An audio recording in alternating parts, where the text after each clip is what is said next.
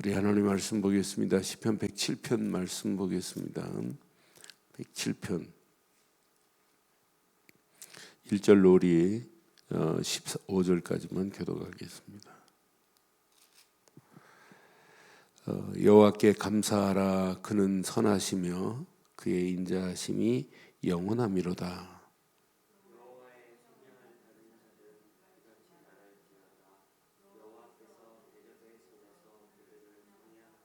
동서남북 각 지방에서부터 모으셨도다.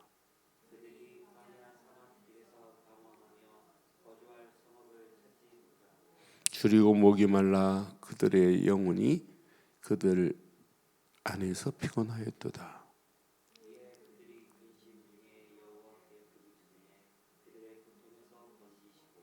또 바른 길로 인도하사 거주할 성읍에 이르게 하셨도다.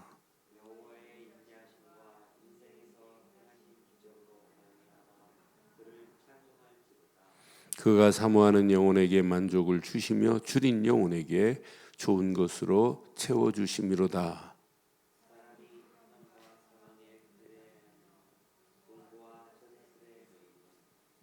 하나님의 말씀을 거역하며 지존자의 뜻을 멸시함이라.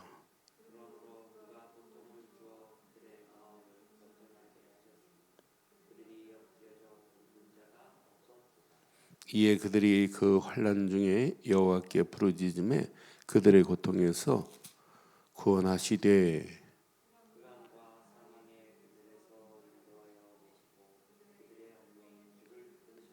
함께합니다. 여호와의 인자하심과 인생에게 행하신 기적으로 말미암아 그를 찬송할지로다. 아멘. 분명히 하나님이 이 땅에 살아가는 동안 우리가 늘 구원의 감격, 감사를 놓쳤다, 이 말은 벌써 우리의 영적 상태가 벌써 사단의 손에 끌려갈 수 있는 통로가 생긴 거나 마찬가지예요. 오늘 여기 보니까 분명히 말씀하죠. 여기 10절 11절에 보니까 사람이 그랬어요. 흑암과 사망의 그늘에 앉으며 곤고와 쇠사슬에 매인 것은 답이 여기 있어요. 하나님의 말씀을 거역하며 지존자의 뜻을 멸시합니다. 이렇게 해서 어디로 끌려가냐면 바벨론으로 끌려가는 거예요. 하나님의 말씀을 거역하고 지존자의 뜻을 멸시하면서 예루살렘 성전은 있었어요. 분명히 다윗이 성전 지었던 다윗의 성전, 솔로몬의 성전에서 예배했는데 실컷 예배하면서 하나님 말씀을 듣고도 그 말씀을 안 받아들인다니까요. 멸시한다니까요. 결국은 어떻게 되냐? 바벨론에 70년 동안 포로로 끌려가는 내용이란 말이에요. 그런데 하나님은 그 바벨론 포로에서 하나님께서 어떻게 하셨냐? 1절 보니까 감사할 수밖에 없는 이유가 여기 이제 몇 가지 나와요. 자, 여호와께 감사하라. 그는 선하시며 그의 인자하심이 영원함이로다. 2절 여호와의 속량을 받은 자들은 이같이 말할지어다. 여호와께서 대적의 손에서 그들을 속량하사 바벨론에 있는 70년 동안 있는 그들에게 하나님의 속량하심 하나 딱 이사야가 선포했어요. 보라, 처녀가 잉태하여 아들을 낳을 것인데 그의 이름을 임마누엘이라 하리라. 요 언약의 메시지를 붙잡으면 다 끝나요. 바벨론에서 나올 때 이 언약 붙잡지 않으면 바벨론에 나온 게 아니에요. 그건 몸만 나온 거지 영혼의 만족감을 찾을 수 없어요. 그러니까 하나님의 속량함은 출애굽기 3장 18절이 속량입니다. 6월절 어린 양의 피 바르는 순간에 애굽에서 속량함을 받는 거예요. 400년의 기나긴 노예 생활이 청산되는 거예요. 우리의 속량함은 창세기 3장 15절에 있어요. 분명히 여자의 우선이 와서 사단의 머리를 깰 것이다. 그 주인공이 예수 그리스도입니다. 그러니까 우리가 속량함을 받지 못한고는 속량하신 하나님의 은혜를 체험 못하고는 신앙생활의 시작이 틀린 겁니다. 그러니까 하나님의 은혜로 우리가 속량함을, 속죄함을 받았다, 이것만큼 축복이 어디 있어요? 속량함을 받았다 이 말은 의인의 축복의 자리로 들어간 겁니다. 로마 3장 23절에 분명히 말씀했죠. 모든 사람이 죄를 범하였으며 하나님의 영광에 이를 수 없다고. 그런데 로마 3장 24절에 분명히 말씀해요. 그리스도 예수 안에 있는 속량으로 말미암아 하나님의 은혜로 값없이 의롭다 하심을 얻은 자 되었느니라. 그래서 하나님의 은혜로 값없이 의롭게 되었어요. 그 속량하심으로, 그분의 피 흘리심으로. 그런데 25절은 더 멋있잖아요. 이 예수를 하나님이 그 피로써 믿음으로 말미암는 화목제물로 세우셨으니 이는 하나님께서 길이 참으시는 중에 전에 지은 죄를 간과하심으로 자기의 의로우심을 나타내려 하심이니 26절에 곧 이때에 자기의 의로우심을 나타내사 자기도 의로우시며 또한 예수 믿는 자를 의롭다 하려 하심이라 그랬어요. 이걸 보고 칭의라고 하는 거예요. 예수를 믿는 순간에 속량을 받은 자는 의인으로 칭함을 받게 되어 있어요. 그럼 바벨론에서 포로로 빠져나오는 게 지금 문제가 아니에요. 다 끝났다는 확신이 없으면 하나님께서 이렇게 우리는 하나 잃어버리면 망하는구나, 이제 이건 놓치면 안 되는 거예요. 우리가 진짜 속량함을 받은 그 메시지가 사실로 믿어진다면 눈 뜨는 순간에 오늘도 예수는 그리스도십니다 라는 신앙 고백으로부터 시작하면 돼요. 왜? 그리스도 안에 모든 게 다 들어있어요. 이건 놓쳤다, 다 놓친 거나 마찬가지입니다. 요거 하나만 제대로 붙잡았다, 하나님이 계속 응답하시고 하나님이 축복하시게 되어 있어요. 요건 놓치니까 안 되는 거예요.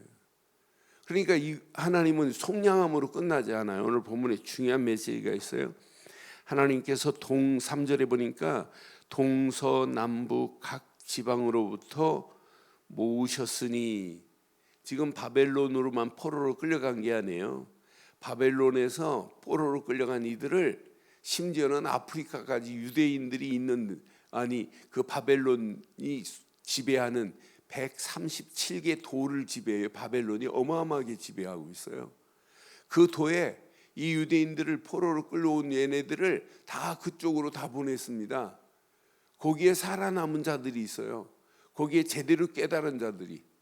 그때 끌려갔을 때 복음 전한 그 복음이 예수님 당시 구레네 사람 시몬이 아프리카, 서아프리카 사람이에요. 얘네들이 바벨론에 끌려가가지고 계속 얘네들이 흩어놨다. 이게 누구 계획이에요? 야, 우리는 바벨론에 끌려왔는데 왜 이곳까지 왔냐? 이렇게 신세한탄하고 있으면 그건 언약의 사람이 아니에요. 그 중에 언약의 사람 0.1% 언약의 사람들은 한탄하지 않았어요. 복음만에서 메시아가 오실 것을 선포하고 예수님이 오셨다니까 구레네 사람, 저 아프리카까지 사람들이 와가지고 십자가를 줬던 구레네 사람 보세요. 원래 유대인이 아니에요. 나는 그래서 왜 하나님이 흩으시냐, 왜 나그네로 하나님이 보내시냐, 전부 의미가 있구나. 그러니까 언약의 사람이 바벨론에 포로로 갔다고 생각하는 사람은 거의 다 할 겁니다. 야, 우리가 하나님을 이렇게 잘 섬기는데, 우리가 선민인데 왜 우리가 이렇게 포로로 가야 되냐, 이렇게 신성에 한탄하고 있으면 안 된단 말이에요. 뭘 알아야 돼요? 하나님의 섭리가 뭐냐.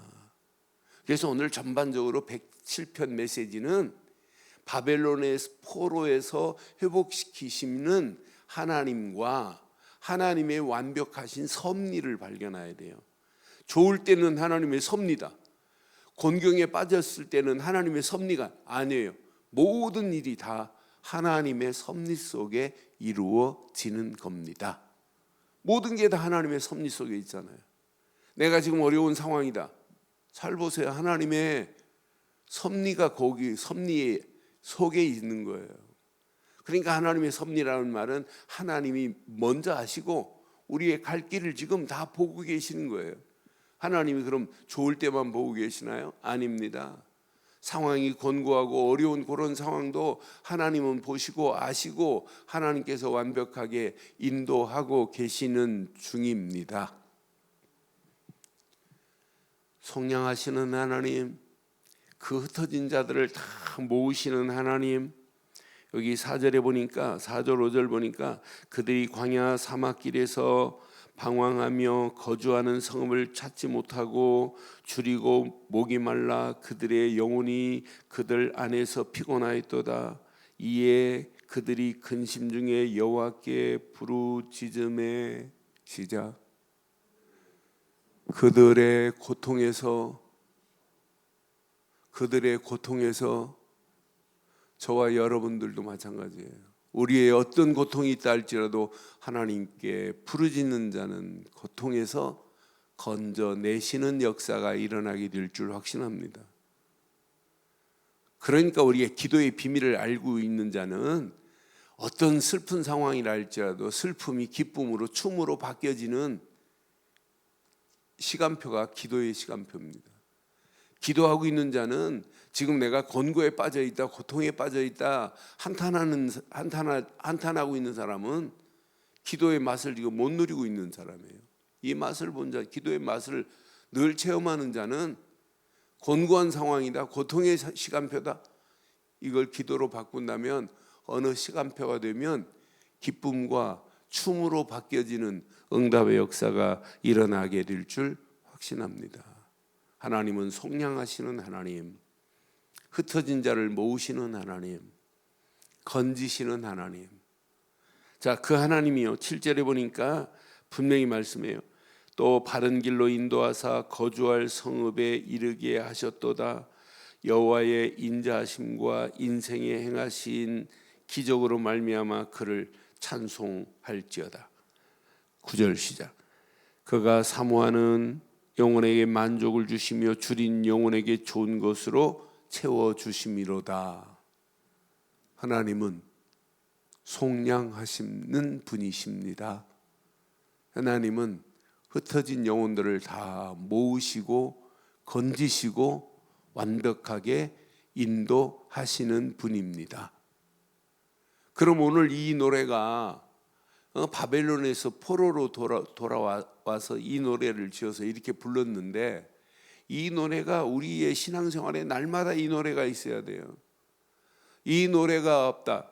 그래서 1절에 얼마나 감사. 여호와께 감사하라. 그의 선하시며 인자하심은 영원함이로다.